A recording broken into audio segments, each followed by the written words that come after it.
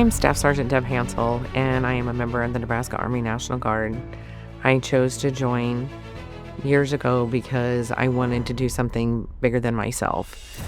I chose to be a combat medic when I came in because I wanted to do something that I didn't do in my everyday life. It has been the best part-time job I've ever had. I've met a lot of people along the way, and there's just relationships that you will never forget. In the summer of 2023, we had the opportunity to work with the Illinois National Guard to go to Poland for 2 weeks to teach some of their soldiers how to do combat lifesaver.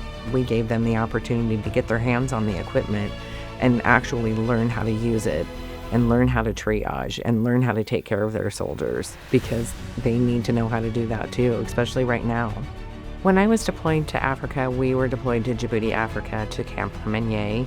One of the things that we did while we were in Africa is visited the orphanages. We did that on a regular basis and had a partnership with them. We would try to collect items that the kids could use, like shoes and socks and different things like that, because the orphanages were kind of like a day camp for these kids, and a lot of them lived on the streets during the evenings, but they had at least a place to go to get food during the day. So we would try and provide what we could to them to help them out.